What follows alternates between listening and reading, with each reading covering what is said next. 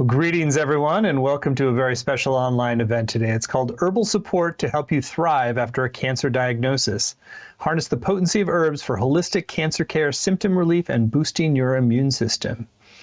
My name is Stephen Dinan. I'm the founder and president of the Shift Network, and I'm really delighted to be with you, getting to explore the healing potential of herbs in a deeper way with one of the true pioneers in this space, and couldn't be for a more important cause to really help us navigate cancer in a more holistic way or prevent cancer as well. We'll hear a lot about that in today's hour. So Chanchal Cabrera is our featured teacher today. She's a medical herbalist, master gardener, horticultural therapist, and author of Holistic Cancer Care. So welcome, Chanchal, to today's program. Thank you, Stephen. What a pleasure to be here today with you. Great. Well, I want to dive in with you. I know you've got some fun stuff. We're actually in your kitchen, which is going to be fun to have a demonstration. And I want to let everybody know up front that we are going to have a brand new program called Harness the Power of Herbal Medicine to Thrive After a Cancer Diagnosis that will build upon what you hear today and go much further. So a whole new course that we'll share about towards the end of the hour. So Chanchal, let's first of all talk about why are you passionate about this area? What really led you as an herbalist to focus on cancer care? Oh, that's a great question. I got into herbal medicine when I was relatively young, in my early teens, actually, because of some health challenges that my family had, my father in particular, and he went to see a herbalist. And in those days, back in the 1970s, it was a little bit odd. And that herbalist is a very well-known herbalist in North America now, David Hoffman. At that time, he was still living in the United Kingdom, where I grew up. And my dad consulted with David and had remarkable health benefits. And it was just a wake-up call for myself and my whole family, I think.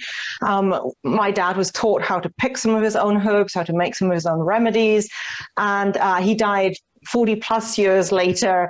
I would say that herbal medicine had really helped him immensely, so much so that my sister and myself both became medical herbalists. She's practicing in Scotland, and I ended up in Canada. But that early childhood influence of watching Dad get such impressive results with herbal medicine led us both into the profession. Into cancer care itself, for me, it was a little bit of just a lucky moment. I was offered an opportunity to do research for my master's degree in herbal medicine and breast cancer.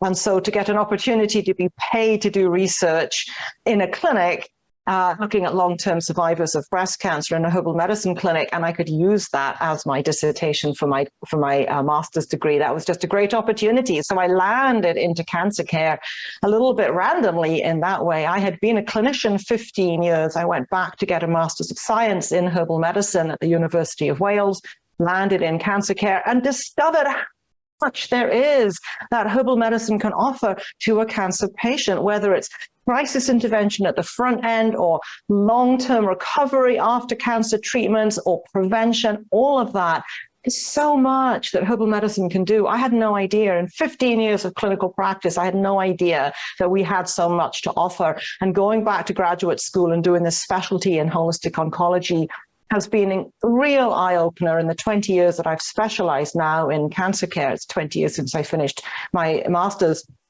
It's just phenomenal to me that more people aren't doing this, because as we know, about 40% of the population is going to get a cancer diagnosis. And boy, oh boy, there's a lot that herbal medicine can do to help. So that's a little bit how I landed in this, just really by luck, good fortune, and then seeing it work and wanting to keep that work going. All very good reasons, because whatever works, we want it. We want to do that, and particularly one of the power of herbal medicine is it's versus a lot of other approaches. It's very nourishing for the body on multiple levels too. So it's beneficial even beyond just the cancer aspect. So why don't you first talk a little bit about the broader context of what we're learning about epigenetics and how herbs can work in the body in a very holistic way. Yeah. So one of the things that I've found over the years of clinical practice is that we need to understand a condition in order to really engage with it as a patient, never mind as a practitioner, but as a patient, you really want to have a sense of why you're doing the things you're doing, why your herbalist, doctor, whomever has asked you to do whatever. it's empowering to understand your condition a little bit better. So what I like to do when I work with patients or when I'm teaching is to start out, and indeed we're going to do that in this series, start out a little bit of building the groundwork, like what is cancer? How does it come about? And you use the word epigenetics, Stephen, and that's a really important buzzword at the moment, because epigenetics means you're born with a set of genes and you actually can't change that. You're given that pre-birth, of course, at conception. You get the genes you get. What epigenetics talks about is which genes are operational, which genes are switched on, which genes are switched off, how they regulate and control each other. And that we have input to. So you can be born with a certain set of genes, but you may never have some of those genes activated. And ideally, what we want is to activate the genes that keep us strong and healthy and deactivate the oncogenes, the genes that drive cancer. So cancer does have a genetic foundation. A really interesting question, though, is why do some people get cancer and others not? What is it about their genetics and their exposures that brings out cancer?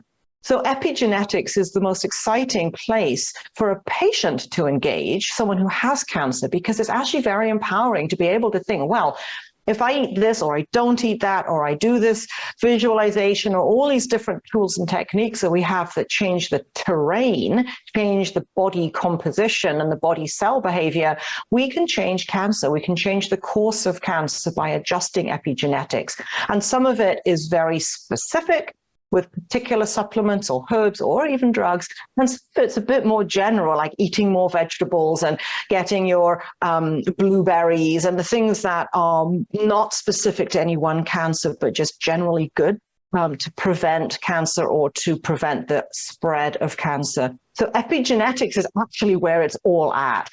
And in this series that we're going to do with the Shift Network, we're going to start there. We're going to start with what is cancer?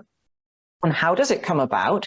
And therefore looking at what are the entry points for self-care and for actual treatment. So always with cancer, what we're looking for is, if you like, its vulnerabilities, its weak spots.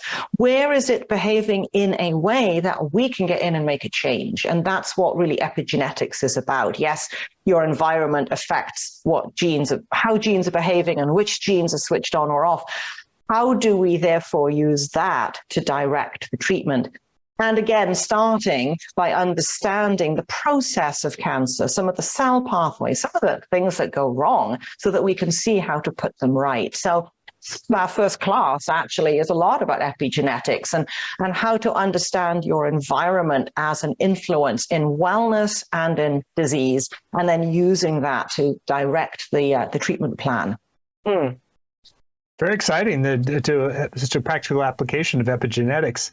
I know you're talking about the environment as well. So I know that herbs have a lot of capacity for detoxification and working with different toxins, and maybe share a little bit about that context as well, since that's obviously a factor in a lot of cancers as well. It is a factor, and it's a very tricky moment when we ask this question, because it is often thought by people that they can cleanse and detox and fast their way to wellness. And I would challenge that. I'm absolutely about cleansing and detoxing, but I think we have to be very careful how we do it, because many people with cancer are actually malnourished. They may even be overweight, but malnourished. So you can be calorie rich, but nutrition poor in a diet. So putting somebody who's already not got great nutrition onto some kind of detox and fasting plan can be very debilitating. They don't have enough of the vitamins and the minerals to run the detox pathways. So a really good cleanse is not a fast, because you actually need nutrients to run your detox cycles. If you don't have vitamins and minerals going in, your liver's not going to work that well. So always with cleansing, we want to go in very gently, and sort of tease the body along in the right direction. If you jump in with both feet into a detox plan, people get really sick. They release a lot of toxins that are stored. Those have to be eliminated through the liver. The liver might already be compromised by disease or drugs, and they can get pretty sick. So I tend to go in very slowly. I like to use a plan called the Clean and Green Diet, which is really about common sense, healthy eating, lots of vegetables, whole grains, organic, the kind of stuff that we might suggest for almost anybody under almost any circumstance. And then using that as a springboard to a further detox plan. So in other words, we have to build that foundation of good, healthy eating as a daily habit before going into any kind of detox, so that when you're done your detox, you come back to a good, healthy eating plan that's established, and we go in gently. These people are often quite debilitated, quite deficient actually in their constitution, in their metabolic strength. And so if you go in with really heavy duty detox, you're just going to make them weak and sick. So it's about measuring the steps, going in incrementally, slowly. And the old naturopathic axiom, they say, build a little, cleanse a little, build a little, cleanse a little, but the building comes first. So you really need to have that inner strength in order to cope with toxins being released and processed through the body for elimination. So we build them up, strengthen and nourish, do a bit of detox, build a bit more, do a bit more detox. And the detox can be quite subtle in a way. For some people, it's as simple as switching to an organic diet or going from fast food 3 times a week to once a week. You know, that's already a step in the right direction. So always in a clinical practice, we would meet the patient where they are, show them where you'd like them to go, and sort of negotiate the steps that would get them there. And it doesn't happen overnight. It's a process. So cleansing is an important part of the journey, but it's certainly not the only part. And it's not always the part we start with. Sometimes we have to start by giving them a bit of strength so that they can do a detox. And then we measure that detox carefully to allow for their own weaknesses. And sometimes doing blood work or other tests to make sure that we are clearing the things we want to clear. We can see that from the liver tests. We can see that in blood work about heavy metals and things like that. So very much dependent on the case. But yes, we definitely do detox, just not the sort of fasting and more maybe aggressive programs that sometimes are promoted. I'm a little bit more cautious than that. Sounds very wise. So I like the build and cleanse kind of philosophy. So are there specific herbs that you wanted to showcase today that are useful in both phases of that, the building and cleansing? Well, it's about 1,000 herbs I could probably talk about. But, you know, there's a couple of really interesting herbs that come up in the detox arena around cancer specific. And one of those herbs is Oregon grape. And if that's not available, then barberry. Oregon grape is Mahonia aquifolium, and barberry is Berberis vulgaris. And they're very similar in some of their properties. And they both have significant bitterness. And typically when we taste bitter, it stimulates the digestive process, including the liver pathways, the clearance pathways, and ultimately the elimination. And so the bitter taste is a really important part of the medicine, although not everybody loves it. But also in the Oregon grape and in the barberry, there is a compound, one of the bitter compounds actually, called berberine. Now, berberine is a fabulous component of a cancer program. Unfortunately, it has now been taken out of the plant and put into a capsule and sold as an isolated, purified constituent, which of course is not very holistic. But the research on berberine is very interesting.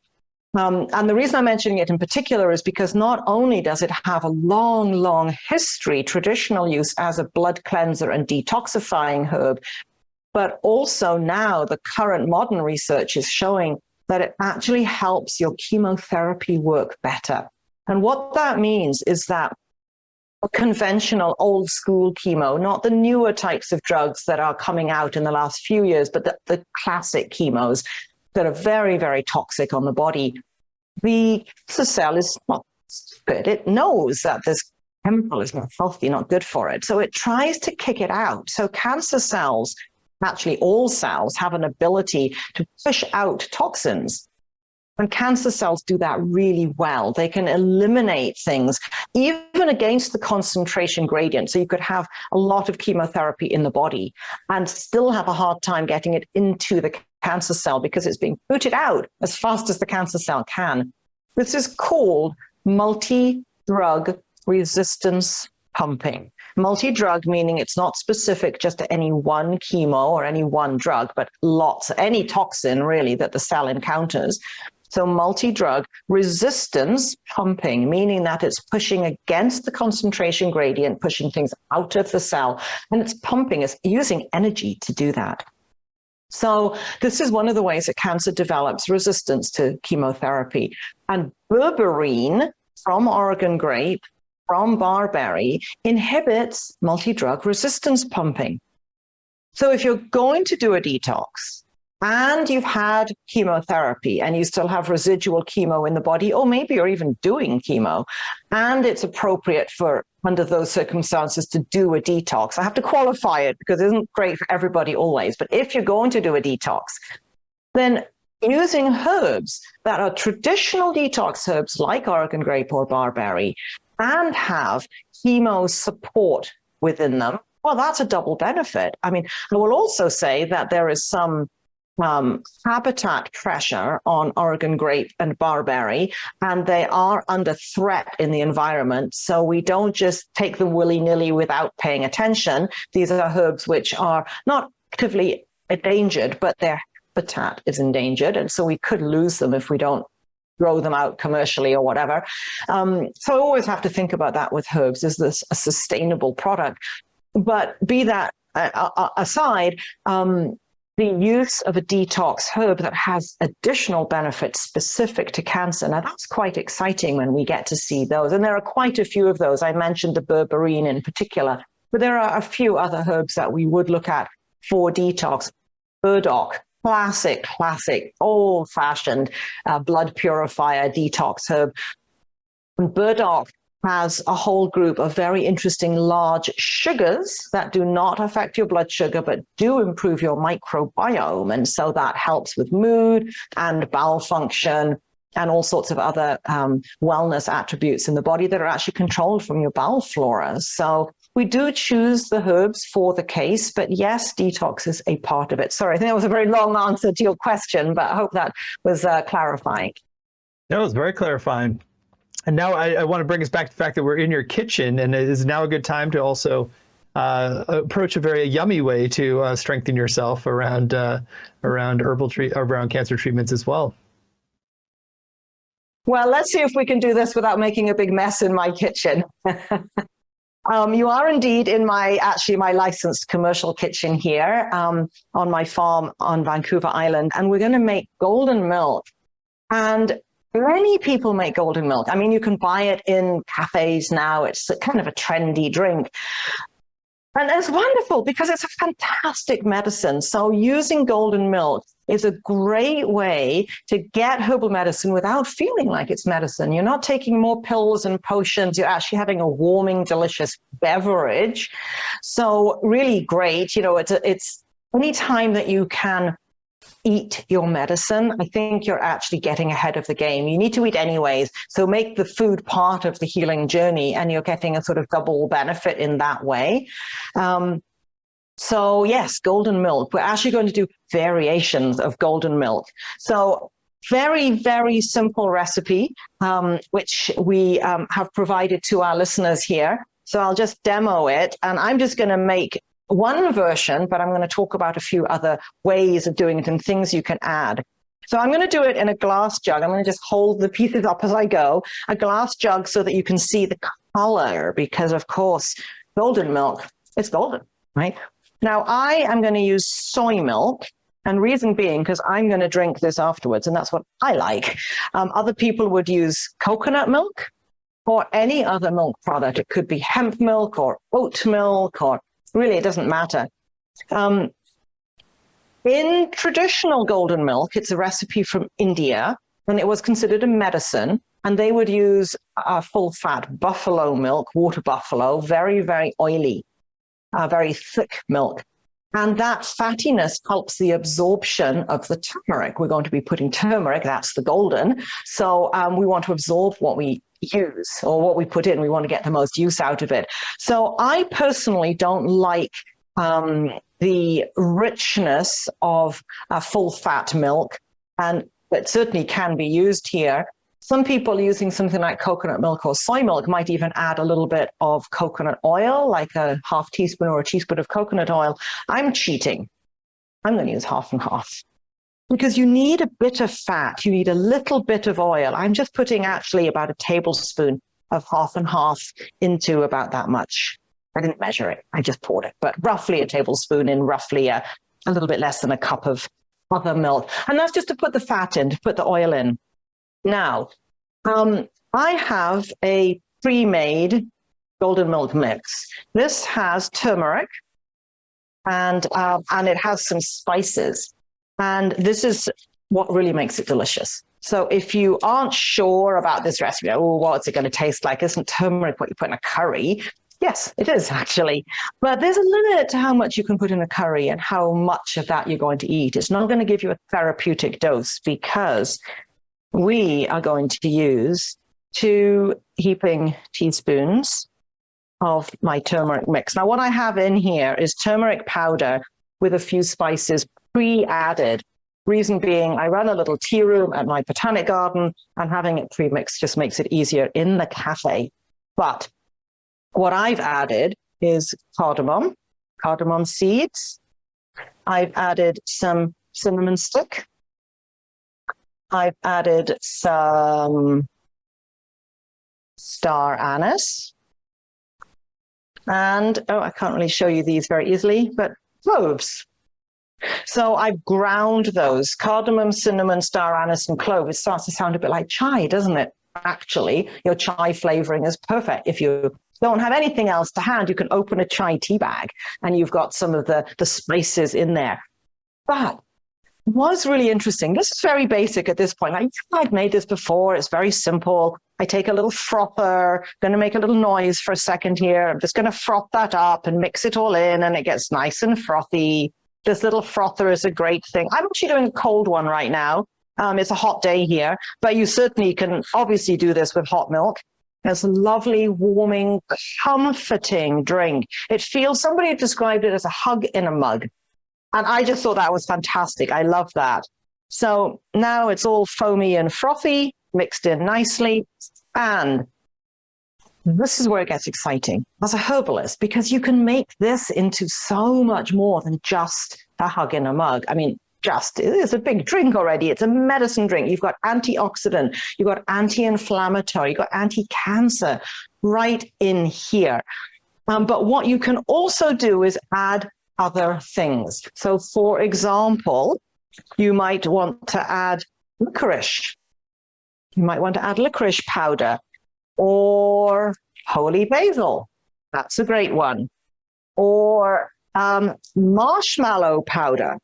Why would you add those? Well, if you have a lot of digestive inflammation, if you've had chemo and your guts are burned out and it hurts to drink or swallow or eat hard, crunchy foods, or everything's just inflamed inside, your turmeric is an anti-inflammatory, but so is marshmallow. Marshmallow is soothing and moistening to the digestive lining. So if you have a lot of inflammation in the gut, you might add a teaspoon or so of marshmallow to your drink. It will thicken it, but it's very palatable. It's quite sweet, actually. You might add your holy basil. If you're feeling depressed and low energy and low mood, you might find that will pick you up a little bit. The licorice root would be if you are needing adrenal support. The licorice is a great adaptogen. If you're very depleted and exhausted and run down, the licorice will help. So during chemotherapy, most people end up on steroid drugs. And this has significant side effects. And in a clinical practice, we sometimes are able to use licorice instead of the steroids. I'm not suggesting that you've been prescribed a drug and you should just willy-nilly drop it and take licorice, but a clinician can help you to trade the drug for the herb quite successfully. I have a few other things here. This is a very nice one. This, I don't know if I can show you. Oh, you can see that. Bee pollen. Oh, delicious. Oh, I got to have a little bit of that. Mm-mm-mm. It just tastes like little granules of honey. It's delicious and it's so healthy. It's full of protein. It's full of enzymes. It's full of minerals. It's really, really healthy and it's sweet. So instead of adding honey or sugar or something to your beverage, to your golden milk, you could use bee pollen. I've also got, for example, this is astragalus. This is a great medicine for the immune system. It's an immune tonic. Now, you can't use granules, chunks like that. You have to grind it. Food processor, mortar and pestle, grind it to a powder and add with that astragalus, about a teaspoon of astragalus powder in your golden milk drink. You can add, let's see, I've got chaga mushrooms here. I've got, oh, this is a lovely one, rose petals. So you can flavor up your golden milk, but you can add medicine to your golden milk. You could even, instead of using all milk in this drink, you could make a herbal tea and then use half herbal tea and half of some kind of milk product. So you've got even more medicine in it. So the reason I wanted to talk about golden milk today is because people have gotten a bit blasé about it. Oh, golden milk. Yeah, I can get that in my local coffee shop. It's great. You know, and they forget it's an incredible medicine. So I love with my patients to use this food medicine to really bump up their intake of turmeric because you really almost can't have it too much. Just a few people who are running hot, if they're a very hot constitution, then possibly a lot of turmeric isn't great. For the most part, it's a really great product. We usually recommend a pinch of black pepper, also helps the absorption. And then just play with the recipe and have fun and make it your own and find if you like it hot, if you like it cold, different kinds of milk. And then these other additives that, yes, they're flavors, but they're also medicine. So I really wanted to talk about golden milk today because people forget how important it is as a medicine and how effective it is and how wonderful to be able to drink your medicine. I think I'll have some right now. Quick whisk. Again, make sure it's all stirred in. Pour it out. And away we go. Oh, even as a cold drink. That's really nice. It's really refreshing and delicious. Well, you certainly make it so enticing, and it's great to have all the knowledge of what you can put in there and how to really optimize it and, as a real medicine drink. Well, that's a great example. So I know that you like to make herbal medicine really fun as well, so I really appreciate that. Let's focus a little bit. I know that we also said we were going to talk about ways you can reduce the risk of cancer, which is very connected to what you're talking about, build and cleanse. But let's go into some of those specific herbal strategies to reduce the risk for cancer as well. Yeah, it's a dangerous world out there, isn't it? The Center for Disease Control estimates now that at least 40% of our population is going to get this diagnosis at some time. And it could be a very low grade, small, like a little basal cell carcinoma that's easy to take off in the doctor's office, or it could be a catastrophic, life-threatening diagnosis. So in terms of prevention, there are some things we can do and some things we have no control over. But I definitely would suggest that a few things we can do. Sometimes are lifestyle driven. For example, people that live downstream of a heavy industry are going to have higher risk of certain cancers because of emissions from the industry. So do you have a choice about that? Well, maybe not. Sometimes you've had that property in your family for generations, and then a big industry comes in next door. And what do you do with that? So avoiding exposures, I guess, is the first thing. Before we talk about treating anything, we want to talk about prevention. And the first thing to do when preventing cancer is to avoid the exposures that we know are risky. So not smoking, watching out for alcohol, because actually tobacco and alcohol are probably the single biggest drivers of cancer today still, even though we know better. The tobacco and alcohol are still huge drivers of cancer, especially in the third world. So in North America, we've largely figured out now that a lot of alcohol and tobacco probably isn't great. And we have strategies for helping people get away from them. But that is still worldwide the biggest risk. And then again, your environment, so looking around at pollution in the air, even in your home. Do you have a gas furnace? Is it properly maintained and venting properly? Do you live in an area that's built on granite? Because granite releases radon gas, which is carcinogenic. And if you live in the basement or the ground floor, you're going to get a lot of radon gas coming from the ground. If you're in a high granite area, I mean, it sounds dreadful, but you need to move. You know, if your home is in a place that's unhealthy and you have the choice, then that would be the first thing. But in terms of taking stuff, in terms of what you can actually do in your day-to-day life, in your home, in your kitchen, there are probably 3, 4 things. And, you know, if everybody actually did these things, we probably wouldn't need to be treating nearly as much cancer. So organic food, less sugar, more vegetables. It's really that simple. Organic food, meaning avoiding all those carcinogenic chemicals that come from mass agriculture. Avoiding sugar, because sugar feeds cancer, and there's more and more studies. You know, the natural health practitioners talked about this for decades. We got dissed by the professionals for a long time, and now kind of full circle. Big study came out this year about fast food and cancer and all the processes and the things that get added to food that really aren't actually food. They're preservatives, or they help it go through the machinery better, or all these things that factories need. So eating organic, eating real food, natural real food that your grandmother or your great-grandmother would recognize, that's the number one thing. Avoiding sugar means reading labels. It means knowing the names of all the different kinds of sugars that sneak in. It doesn't mean not having fun. It doesn't mean not having birthday cake. It means having, if you like, sweets allowance, kind of like what we do with kids. Yes, you can have a candy bar, but you can only have one candy bar once a week. That's it. So give yourself a sweets allowance so that you can go to a birthday party and enjoy yourself, or have a drink at Christmas and not feel badly, because it's within the allowance that you've created. So it doesn't mean not having fun. It doesn't mean not having treats. It does mean not eating hidden sugars.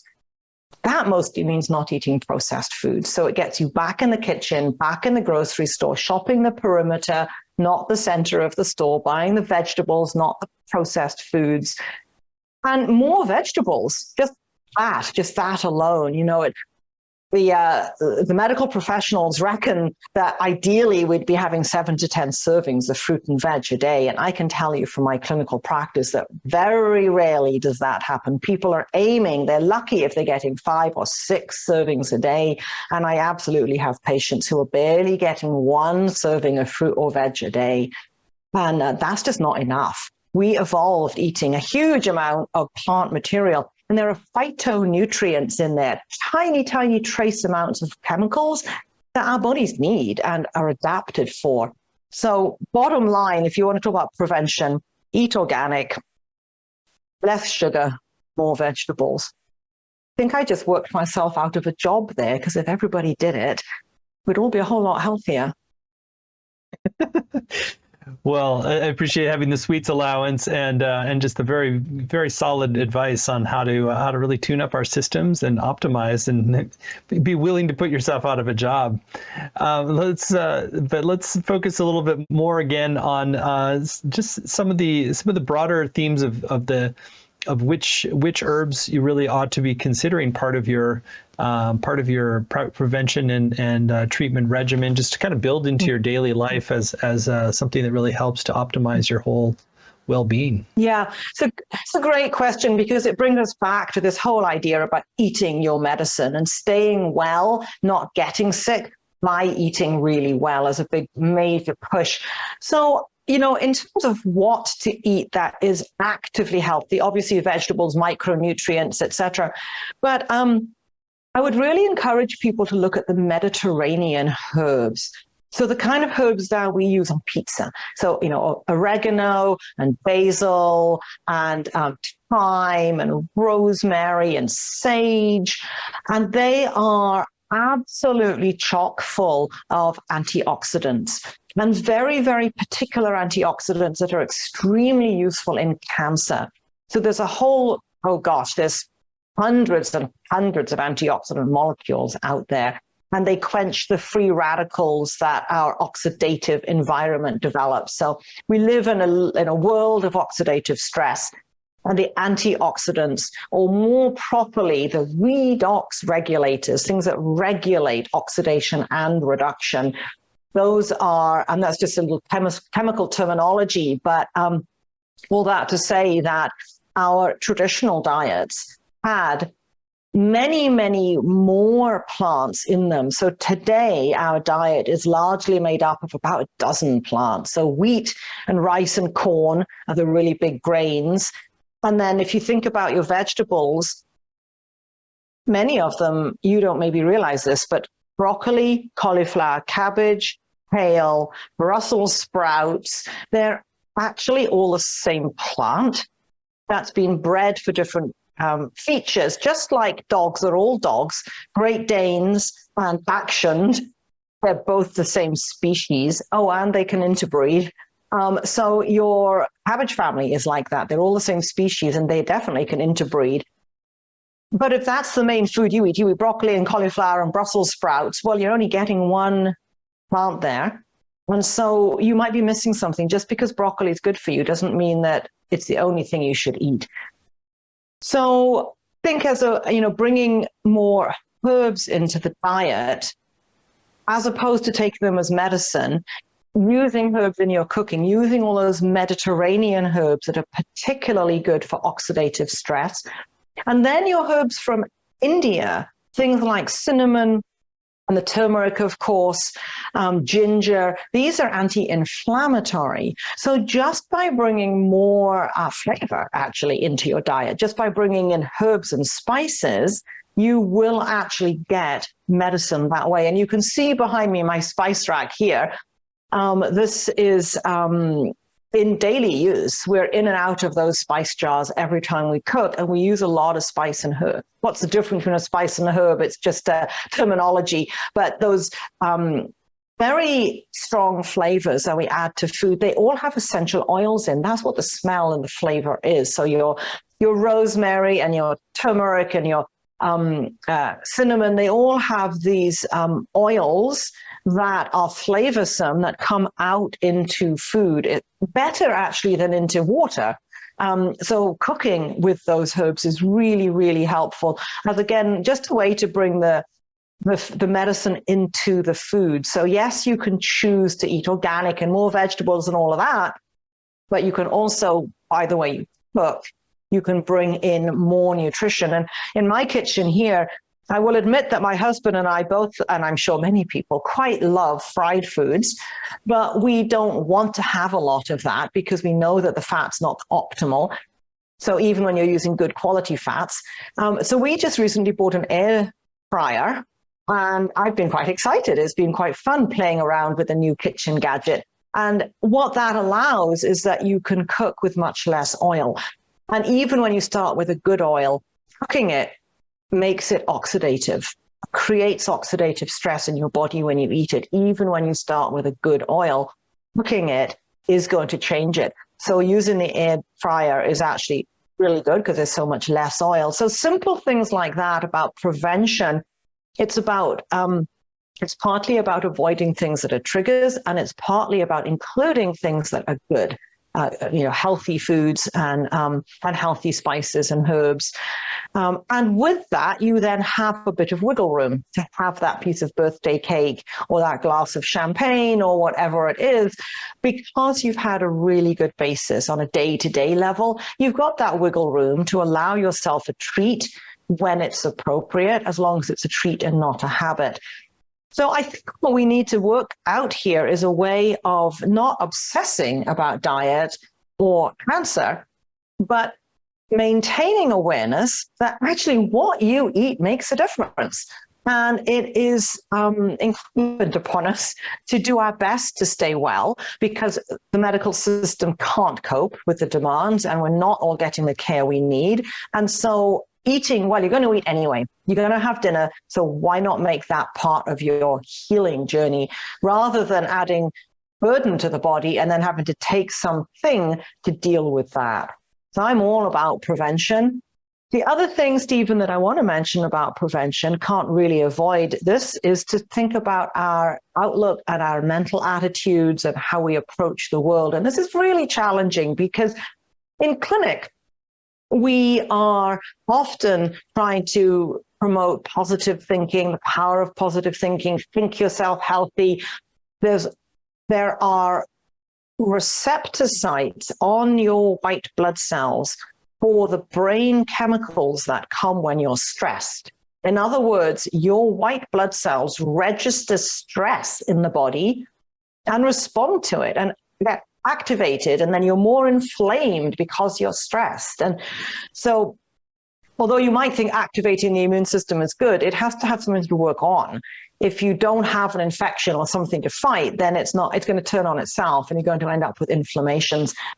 So we want to foster positive thinking and positive outlooks and encourage people to really use the power of their mind and not make people feel that their negative thinking caused their cancer or that somehow they're to blame for this diagnosis because they did something wrong.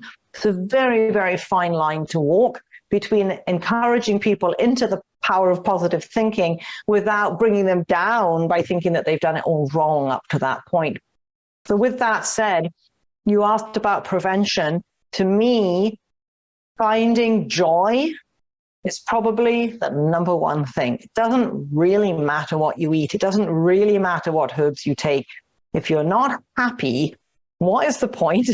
And your immune system will register those hormones of not happy and respond with that. And so really, ultimately, it's finding the way to find the joy that makes the difference. And then actually your diagnosis isn't really the issue. It's about how you approach your day that makes the difference. So easy to say, really hard to do. But I would say aside from healthy eating and taking some antioxidant herbs or supplements or some such, cultivating a positive outlook will actually serve very, very well. Great message to conclude with of how important joy is to our overall health and well-being, and science really supports it. So really great to have both, to really work with the herbs that have proven abilities to shift things and heal things and detoxify, and to focus on our emotional well-being as well. I think so much wisdom in what you're sharing. So this is a great time, I think, to really focus on how people can take next steps and really get a comprehensive program to help them transform their lives with a cancer diagnosis or even without. So we're very excited that Chanchal has partnered with us on a brand new program. It's called Unlock the Potential of Herbal Medicine for Cancer Prevention, Empowered Recovery, and Symptom Relief. Take control of your health and enhance your cancer care plan. You can find it at the URL herbsforcancercare.com, herbsforcancercare.com. It's a 7-week program, and each week is really going to build on the last and give you a comprehensive foundation of which herbs to work with and how to balance, and really to optimize your whole system for thriving and detoxifying and clearing out if you're doing treatments such as chemo, that would also be very helpful for navigating that. So, Chanchal, I'd love for you in your own words to share about really the bigger why of this course. How do people's lives improve as a result of taking on your protocols and your perspectives? And then I'll read out the module titles so you give us a preview of each. Mm-hmm. Yeah, well, I have been in clinical practice for 35 years as a medical herbalist, and the last 20 I've been specializing in cancer care. And what I could say is that there's no way I could get up every day and do my work if I didn't see the results, if I didn't have people getting better. Do we have a miracle cure for cancer? No, absolutely not. I would never say that. Do we have lots of strategies to help people to push back against the diagnosis, to thrive during conventional treatments, to supplement the conventional treatments to make them even more effective? Yes, absolutely, we can do that. So I think if people take this course, my hope, my intention is that people will be very empowered to be more engaged in their own process, ideally before any such catastrophic diagnosis. But realistically, knowing that many of our audience will already have this diagnosis or have someone close to them with it, because after all, 40% or more of us will deal with it. So my hope is that everybody who listens will come away feeling stronger and more empowered to take some responsibility for their own well-being, to have a toolkit, a strategic plan wherever you are in your health journey. If you're at the very beginning, you're totally healthy and you want to stay healthy, or if you're in the middle of cancer treatment, or you've come out the other end of cancer treatment and now you're sort of spit out of the system, and what do you do? All of those circumstances, I'm hoping that we can touch upon all of those in the course so that people at whatever place they are in their cancer journey will have, again, that toolkit to apply sensible strategies that are doable and attainable and maybe even tasty and achievable in a way that they can continue, because there's not much point in setting up a great plan that's so cumbersome that you can't keep it up. You didn't gain anything. So we want to build programs that are doable and achievable for people, realistic programs. And also, I would like to think that in our 7 weeks, we're going to demystify a little bit, but also I'd like to think we can take away some of the fear, the sort of impotent fear of not knowing what to do to help yourself. That's a horrible place to be, to feel powerless. And unfortunately, the medical system is structured in such a way that cancer patients are actually quite powerless. They're just told, this is what you have, this is what we're going to do. I don't know why people don't ask for more second opinions, honestly, because no one doctor knows it all or has all the answers. But be that as it may, people do feel really disempowered. And so as a game plan for our series, my hope is that people will leave from the 7 weeks feeling, I got this, I can do this. I can't do it on my own. I might need support. I can do things to improve my well-being or my family's well-being wherever we are in a cancer journey, at whatever stage, with it, without it, whatever, that we have something positive and practical that we can implement for ourselves. And that, I think, is a really big part of the medicine, feeling like you could do something to help yourself and not just a passive recipient of conventional or herbal medicine for that matter. So empowerment, I think, is really the key word there. Very key word. Thank you. So module 1 is called Understand Cancer to Empower Your Health Journey. And again, there's more details, but we'll have Chanchal hit some highlights at herbsforcancercare.com. So module 1. Yeah, so module 1 is all about getting to understand what cancer is. So how does it come about? What are the steps? What are the pathways? Where does it begin? And how would you know that? How would you recognize that something is awry? And so it's a lot about the languaging of cancer. We talk about how to read your diagnostic report. So when you get a pathology report back and it says you have this kind of cancer at this stage and this grade, and it gives you various numbers, and you're like, what is all that? So we're actually going to start with that. We're going to look at some language so that you would be able to read your own report and have a sense of what you're talking about or what they're talking about.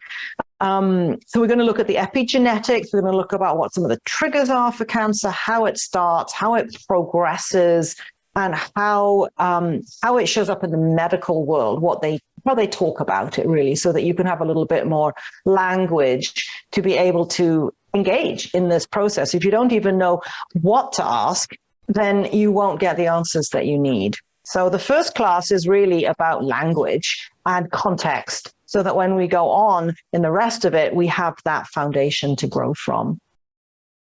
Module 2, Inhibit Cancer by Mastering the Art of Nourishment.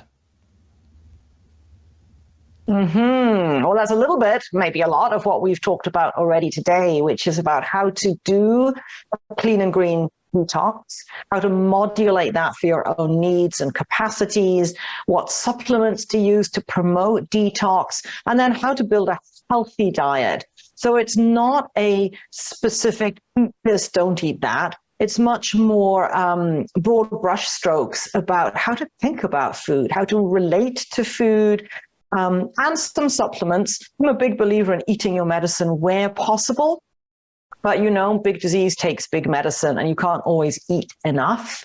And so So mastering the art of nourishment basically is going to be looking at what is a healthy diet? What are the components of a healthy diet? And if you're not eating this, what would you eat instead? And starting to look a little bit at picking out the foods that have active anti-cancer activities as well, so that when you're eating, you're getting not just nourishment, but you're also getting cancer treatment at the same time. Module 3, prepare for surgery to enhance your recovery and resilience. This is huge. This is so huge. People go into surgery so innocently, not realizing what a hit on the body. And if you have cancer, you're already weak and debilitated, and in many cases have done chemo ahead of surgery, which does make a lot of sense. There's reasons for that, but you're then very weak and very depleted. And then actually doing surgery from that place, it's much harder to recover from the surgery. If your immune system has been knocked down by chemo, which is what chemo does, it knocks out your immune system, and then you go to surgery, how do you heal? What if you get an infection? Your immune system is compromised. So this module is not only about cancer, though, because lots of people have surgery for lots of other reasons. And of course, an emergency surgery, you can't do much prep. But if you have an elective surgery of whatever nature, then there are strategies that you can do to prepare your body to tolerate the whole insult a bit better. The process is called immunonutrition, and it actually comes out of some German medical thinking, really. They kind of brought it forward and started doing some really interesting trials with patients who were put on various different diets before matched surgery. So it might be like everybody getting gallbladder surgery or something relatively mundane that's done routinely, so they have good baseline expectations of what will happen, and then putting patients on these special diets.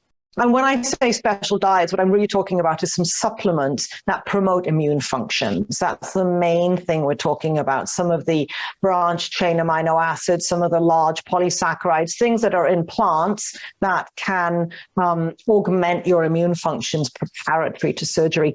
We will also talk about managing the consequences of surgery. So do you have brain fog?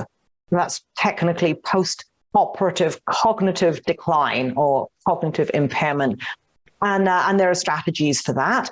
Do you have pain? Do you have infection? Are you worried about scarring? We're going to talk about all of those things.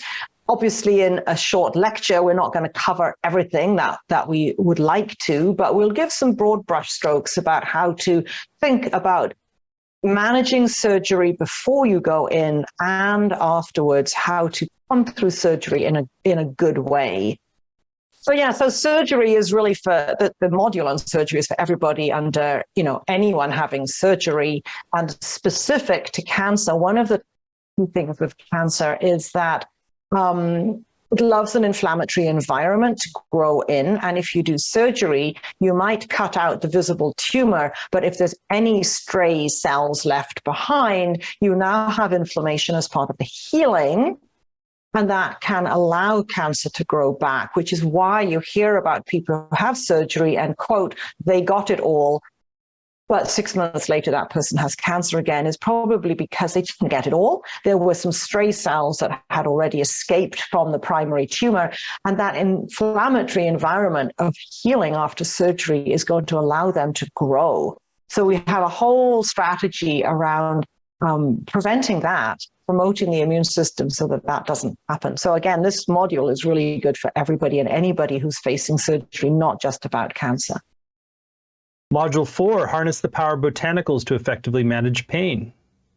Yes, this is such a big one. Again, not just for cancer, because so many people have pain problems of all sorts. So we're going to look at herbs that are safe and effective, quite effective, some of them. We'll talk about Corydalis, which is a Chinese poppy that's very, very potent as a painkiller. We will not be talking about the dangerous poisonous herbs that a clinician might use in their practice. So in my clinic, I have a few things like deadly nightshade. to abdominal pain. We're not going to be talking about that in this series because that really is clinician use.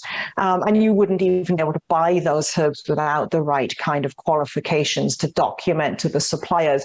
But there are still a lot of herbs and supplements that can help with mild to moderate pain, moderate to semi-severe pain. Once you get up to severe pain, that's when the clinician needs to step in with the more potent herbs that are not available in the open market. But what we're going to talk about is some logical approaches to managing pain at what's the least intervention that might be effective, and then sort of building up incrementally towards the stronger and stronger herbs. Module 5, use herbs to maximize tolerance, enhance efficacy, and thrive during chemotherapy and radiation. This is sort of where the rubber hits the road, isn't it? This is what everybody wants, is like, okay, I'm on this program. What do I take with it? Or I'm not on this program that the doctor suggested. Now what do I do?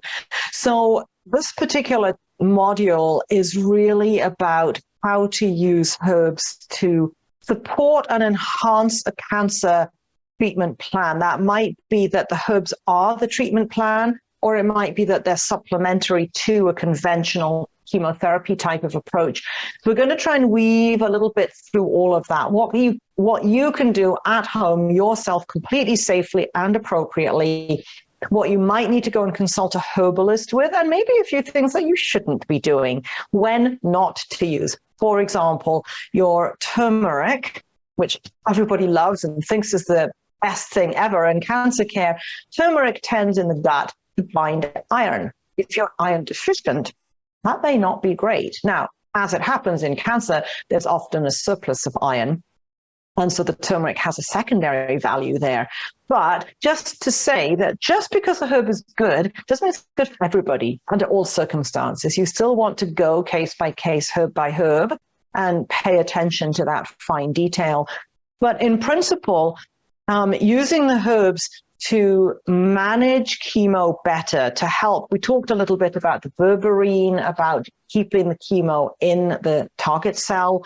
There are several herbs that do that. We obviously have herbs that help with the side effects of, for example, you have chemo, you've got vomiting and nausea and neuropathy and ringing in the ears and all these things. We have herbs that help with that without negating the chemo effects at all, without mitigating the benefit of the chemo. We can mitigate some of the risks and damage. So this module 5, is about using herbs, nutrition, supplements to manage chemo and to manage radiation so that you get the best out of it. If you're going to do those treatments, you want to get the most you can from them. And there are strategies that we have to help with that. So this is a really important module. It's very specific to cancer in this module. And we'll talk about individual chemos and particular treatment plans. Great. And then culminating with module 7, craft your personalized roadmap to wellness. We want to talk a little bit about how to combine the herbs. So it's great to have lists of herbs.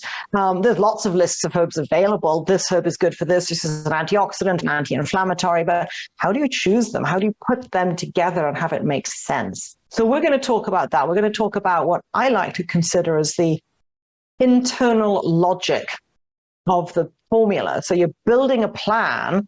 Why do you put this herb with that herb, and how much do you put, and how often do you dose it? So it's that kind of logical stuff that we're going to talk about there, literally how to be effective and safe in formulating, how to put the herbs together and work out what goes with what. And there will be a lot of further reading from there, because obviously this is a lifetime of study. And in a short lecture, we can't cover it all. But what I hope is to show people a roadmap of how they can do this for themselves and where they can go to get more information. What a great holistic and integrative program. Really lays such good foundations for health and well-being, for cancer treatment, and so much beyond. So again, the whole program is laid out in detail at herbsforcancercare.com. I'll share a few other things about it. So you get not only the 7 90-minute live sessions with Chanchal, which is going to be included time to do interactive exercises and Q&A, which is super valuable. You also have recordings, both video and audio, as well as word-for-word transcripts to study and highlight. There's weekly exercises and practices that you can do at home. There's a Facebook community group to support you and deepen your experience. There's a small group time to connect with other participants. Plus, there's a couple of very robust extra bonuses on the page you'll find. There's top 10 books on cancer on herbal medicine. This is a video and PDF list of the book titles from Chanchal. And there's also a special bonus that's available today until midnight, which is a video from Chanchal on the biophilia pharmacy. We like to do that as a way to encourage you to make a decision now while you have the most information. And if you do move forward, then you get the biophilia pharmacy when you sign up by midnight tonight. So Chanchal, can you share a little bit more about the biophilia pharmacy? This is my passion project. My husband and I co-teach a program called Biophilia. He is a soil biologist and plant pathologist. And biophilia literally translates as the love of that which is alive, was a term really brought forward by E.O. Wilson, who was a professor at Harvard. And biophilia speaks to the relationship between people and plants, animals, people, humans, and other living things, I guess we could say, in its biggest sense. Bio meaning life, philos meaning to love. So to love that which is alive. And concept of biophilia speaks to a sort of a resonance that we as living entities on the planet share with all other living entities. And it literally goes down into the DNA. And it literally is about it's about patterns in nature. So it's building from the Fibonacci series, which is a mathematical calculation that explains a lot of the patterns that we see in nature, specifically the spiraling patterns like a shell or the transiting of the planets. They have the same mathematical proportions to their circling or cycling. And so the biophilia hypothesis suggests that we as humans, living entities on the planet, share the same patterns in our cells and in our molecules that all living things share, and that in fact we are one with everything else alive on the planet. So the biophilia hypothesis is like the peak of the Gaia hypothesis, where we're all connected. And it's literally, and in the lecture I talk about this, how our DNA literally reflects a mathematical pattern that is seen across all aspects of the natural world. So it's very, very exciting because it places us as humans into context on the planet. Rather than being separate, above, and different and other, it puts us right back in the middle of where everything else is alive as well alongside of us, and we're all part of the same swirling mass of life on Earth. So the biophilia hypothesis is not my hypothesis. I've just explained it and drawn it out with a sort of, I guess you could say, a focus around herbal medicine as a way of explaining biophilia. My husband talks about it much more from the molecules and has a slightly different approach to it, but the principle is about feeling connected to nature and recognizing our connectivity and the implications of that. So the lecture that we're sharing is actually a keynote talk that I gave at a big conference several years ago on this. And I just feel it's really helpful for people to understand how we fit on the planet with all the rest of life on Earth. So it's really it's about context. It's not about cancer, and it's not really about herbal medicine in a classic sense. It's about why it all matters. Well, I love that you're getting really big picture there with that as well. So what a great practical and illuminating program that you've put together here. Again, all the details are at herbsforcancercare.com, herbsforcancercare.com. So the investment for this program is really accessible. It's just 3 payments of $128, or you save 10% when you pay in full upfront with 1 payment of $349. The course begins on June 28th, runs Wednesdays at 5 Pacific, 8 Eastern, but even if you can't make the live times, you can still get the full value with the recordings, the transcripts, and the community as well.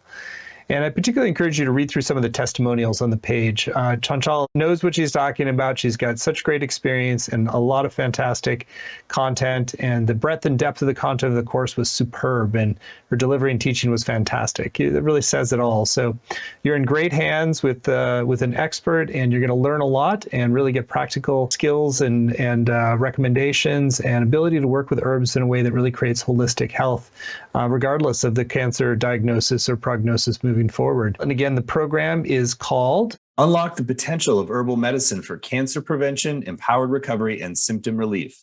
Take control of your health and enhance your cancer care plan. So, Chanchal, what a great hour. You're super inspiring. Any final thoughts that you want to share with folks who are considering going deeper in the program with you? Thank you, Stephen. Yes.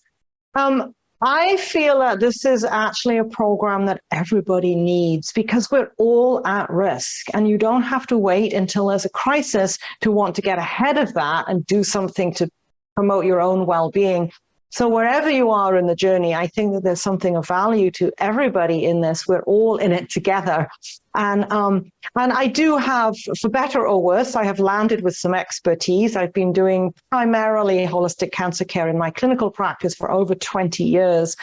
And therefore, I have learned a lot of what works and doesn't work and how to make things tasty and how to make it work. And so I'm going to share a lot of those clinical pearls and tips with you in the series. And I really feel like this isn't just about cancer, although it is about cancer, but it's so much more because it's really about wellness as a whole. And cancer is the most extreme example of that falling to pieces, but we're all vulnerable. And so I really think that there's something for everybody in this series. Well, thank you, Chanchal, for your expertise, your warmth, and your wisdom, and also the delightful way that you showed us how to get the most out of golden milk. And I know there's so much more to come for folks who choose to go further. So again, you can do so at herbsforcancercare.com. And when you sign up by midnight tonight, you'll get the special bonus of the Biophilia Pharmacy when you do. So thank you all. Thank you, Chanchal, for a powerful hour. Many blessings. My pleasure indeed. Thank you.